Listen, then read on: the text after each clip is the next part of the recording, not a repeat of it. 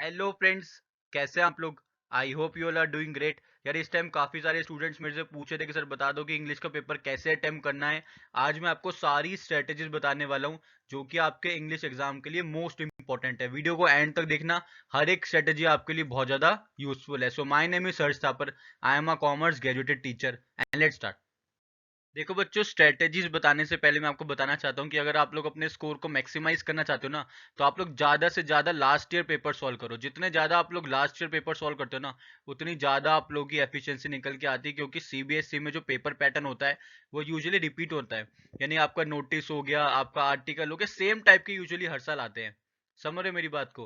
तो जितने ज्यादा आप लोग लास्ट ईयर पेपर करोगे ना, उतना ज्यादा आप लोग का स्कोर जो है वो मैक्सिमाइज हो जाएगा। तो सर कौन सा लास्ट ईयर पेपर करें, कहाँ से हमें सारे सॉल्यूशन मिलेंगे। तो बच्चों ये ओसवाल गुरुकुल की बुक है, इसमें आपके सारे सब्जेक्ट्स के लास्ट ईयर पेपर है कॉमर्स स्टूडेंट के लिए। सारे सब्जेक्ट्स है इसके अंदर, इंग्लिश है, फिजिकल एजुकेशन है, अकाउंटेंसी, इकोनॉमिक्स है, बिजनेस स्टडीज है, मैथ्स है। जो भी एक कॉमर्स स्टूडेंट के पास हो सकते हैं सब्जेक्ट, सारे इसके अंदर अवेलेबल है एक ही नोटबुक के अंदर। इसमें आपको लास्ट 10 ईयर्स के पेपर मिलेंगे और आपके न्यू पैटर्न के अकॉर्डिंग है। ऐसा नहीं है कि जो पिछले साल सिलेबस में क्वेश्चन नहीं थे वो भी है, आपके इस साल के पैटर्न के अकॉर्डिंग ही वही वही क्वेश्चंस डाले हैं जो आपके इस साल के बोर्ड एग्जाम में आएंगे, जो कि आपके सिलेबस में है। ठीक है बच्चों, बहुत इफेक्टिव चीज है। अगर आप लोग इसको प्रैक्टिस करोगे, डेफिनेटली आप लोगों का जो स्कोर है वो मैक्सिमाइज हो जाएगा। आपको क्या करना है, मैं लिंक नीचे आपको डिस्क्रिप्शन में दे रहा हूँ, आप लोग जाके इसको ले सकते हो। फिजिकल कॉपी आपके घर में डिलीवर हो जाएगी। ठीक है। जैसे बच्चों देखो, इसी बुक का ये एक एक्सट्रैक्ट है, एक पार्ट है इस बुक का, ये मैंने यहाँ पे लिखा है। यहाँ पे देखो आप लोग, दिल्ली सेट 3 का क्वेश्चन है ये। यहाँ पे देखो किस टाइप के क्वेश्चन है। You are Muskan Mohit Mrs and Mr Vyas has invited you to engagement ceremony of their daughter Jane on Sunday February 14th at 6:30 p.m. at their residence Tulsi apartment Evershine Nagar Mumbai. Draft a letter of reply in about 50 words accepting the invitation.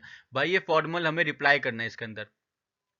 क्या करना है sir, formal reply करना है। आपको इसके अंदर solution भी मिलेंगे। सॉल्ट सैंपल पेपर है ये आप लोग के, सॉल्ट लास्ट ईयर पेपर। इसके अंदर आपको सॉल्यूशन भी मिलेंगे। देखो यहाँ पे बता रखा है कि किस तरीके से आप लोगों को पेपर में इसको अटेम्प्ट करना है। तो इसका मैं आपको नीचे लिंक दे रहा हूँ डिस्क्रिप्शन में, जाके आप लोग इसको ले लो। बहुत सही चीज है, आपका स्कोर डेफिनेटली इससे मैक्सिमाइज हो जाएगा। ठीक है।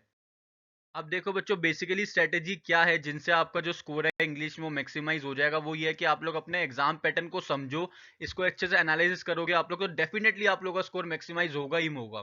क्या करना है आप लोग को, देखो आप लोग के जो अनसीन पैसेजेस है वो 10-10 नंबर के दो अनसीन पैसेजेस आने वाले आप लोग के।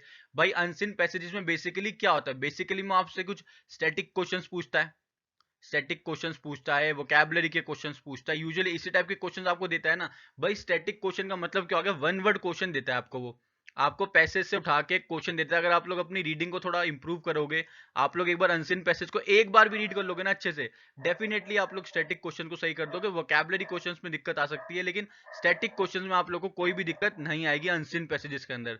तो भाई 10-10 मार्क्स के 20-20 मार्क्स हो गए यहाँ पे आपके। 10-10 मार्क्स से दो क्वेश्चन हो गए, 20 मार्क्स का अनसीन पैसेज। मैं बोल रहा हूँ आप लोग अगर वोकैबुलरी में अटक भी जाते हो, तो नाना करते हुए 18 मार्क्स तो आप लोग यहाँ पे ला सकते हो ना।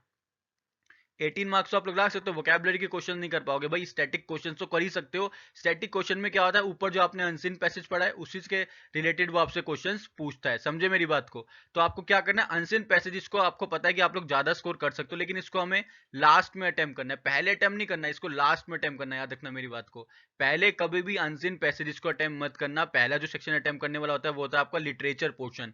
पहले हम लोग वो चीज करेंगे जो चीज हम पढ़ के आए हैं घर से, वो है लिटरेचर पोर्शन। ठीक है बच्चों। आगे आते हैं नोटिस आने वाला। बच्चों नोटिस का फॉर्मेट यूजुअली सेम रहता है, तो नोटिस में इतनी दिक्कत नहीं होनी चाहिए आप लोगों को। आप लोगों को मैं जो लास्ट पेपर बताया है उसमें से भी आप लोग 5-6 नोटिस की प्रैक्टिस कर लोगे, मोर देन इनफ हो जाएगा वो। 5 नंबर आप लोग के पक्के हैं नोटिस में और इन्विटेशन और रिप्लाई के अंदर। समझे मेरी बात को। अब जो लेटर है उसमें सिर्फ दो ही कैटेगरी है आपके पास, या तो लेटर टू एडिटर आएगा आप लोगों का, या लेटर ऑफ जॉब आएगा। इन दोनों में से भी आपको चॉइस मिलने वाली है, तो इनमें से किसी एक में मास्टरी कर लो।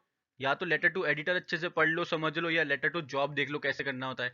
आपको जैसे भी आएगा आप लोग उस क्वेश्चन को अटेम्प्ट कर लेना फिर। समझे मेरी बात को। अब आते हैं आर्टिकल और रिपोर्ट पे। भाई आर्टिकल और रिपोर्ट की अगर मैं बात करूं, या तो आपको आर्टिकल करना होगा या आपको रिपोर्ट करनी होगी, है ना। बेसिकली होता क्या है कि बच्चों को आर्टिकल इजी लगता है, तो आप लोग आर्टिकल अटेम्प्ट कर लेना। अगर आप लोग को रिपोर्ट आसान लगती है तो आप लोग रिपोर्ट कर लेना। दोनों में से जो आपको सुटेबल लगे ना, वो चीज आप लोग अटेम्प्ट कर लेना अपने बोर्ड एग्जाम में।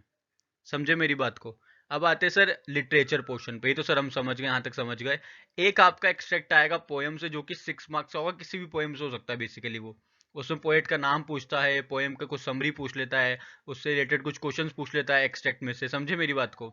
तो अगर आप लोग पोएम्स को अच्छे से पढ़ोगे समझोगे तो डेफिनेटली ये क्वेश्चन में आप लोग अच्छा स्कोर कर जाओगे। सिमिलरली एक एक्सट्रैक्ट आएगा आपके चैप्टर से फ्लैमिंगो के, फ्लैमिंगो से आएगा एक, और एक आपका आएगा विस्तास से, ठीक है। देखो एक्सट्रैक्ट में इतनी दिक्कत नहीं होती, तब तक दिक्कत नहीं होती जबकि वो स्टेटमेंट बेस्ड क्वेश्चन नहीं पूछता। वो आपको ऐसे दे देता है, पूरा एक्सट्रैक्ट दे देता है और एक लाइन पे बेस्ड क्वेश्चन पूछ लेता है, बताओ इस लाइन का मतलब क्या है। उसके लिए आपको डीप डाउन जाना पड़ता है। तो मैं एक बार को मान लेता हूँ कि जो लेसन के एक्सट्रैक्ट होते हैं या जो पोएम के होते हैं, ये थोड़े डिफिकल्ट टू स्कोर होते हैं ना, डिफिकल्ट टू स्कोर होते हैं। लेकिन अगर आप लोग की प्रैक्टिस अच्छी है, आप लोग घर से पढ़ के आए हो सारे चैप्टर सारी पोएम, तो ये चीज मुश्किल नहीं है। तो आप लोग जब भी घर में पढ़ते हो ना, तो कोशिश करा करो हर एक चैप्टर की एक एक लाइन पढ़ लो। थोड़ा टाइम लगेगा, आप एक चैप्टर को 1 घंटे में करो, 1.5 घंटे में करो, लेकिन डीप डाउन जाओ उसके अंदर, क्योंकि वो क्वेश्चंस पूछता है वहां से आपसे। समझे मेरी बात को? अब आते sir short answer type question होते हैं, 10 मार्क्स के आते हैं ये। 5 क्वेश्चन होते हैं, 2-2 नंबर के, बिल्कुल सिंपल होते हैं क्वेश्चंस। ये हर कोई बच्चा अटेम्प्ट कर सकता है, अगर थोड़ा बहुत भी आप लोगों ने लिटरेचर से पढ़ा है तो डेफिनेटली आप ये शॉर्ट आंसर टाइप क्वेश्चंस को कर जाओगे। समझे मेरी बात को? फिर आते हैं वैल्यू बेस्ड क्वेश्चन, जो कि 4 मार्क्स के होंगे। 4 मार्क्स के होंगे आपके वैल्यू बेस्ड क्वेश्चंस, ठीक है। 2 क्वेश्चन होंगे 2-2 नंबर के। वैल्यू बेस्ड में क्या होता है, वो आपसे पूछ लेता है, बताओ आपको कैसा लगता है, आपके अकॉर्डिंगली क्या होना चाहिए यहाँ पे। तो वैल्यू बेस्ड क्वेश्चन पूछता है, ईजी होते हैं, भी मुश्किल नहीं होते हैं। लॉन्ग आंसर टाइप क्वेश्चन देगा, 2 क्वेश्चन देगा आपको 10 मार्क्स से, जिसमें से एक ईजी देगा एक मुश्किल देगा आपको।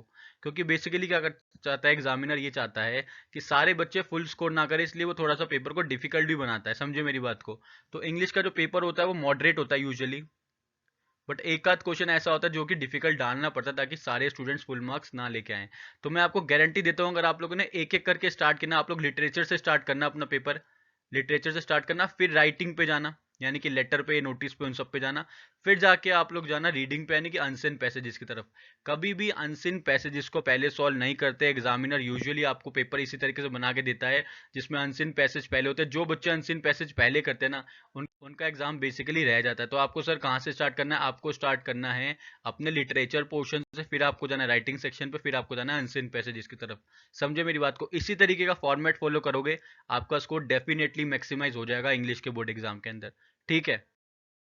अगर फिर भी कोई दिक्कत आती तो आप लोग मेरे से नीचे कमेंट करके पूछ सकते हो, ठीक है बच्चों। चैनल को सब्सक्राइब कर देना और साथ में लेके बेल आइकन को प्रेस कर देना, ताकि लेटेस्ट वीडियोस और अपडेट्स आप लोगों को सबसे पहले मिलती रहे। All the very very best बच्चों, थैंक यू।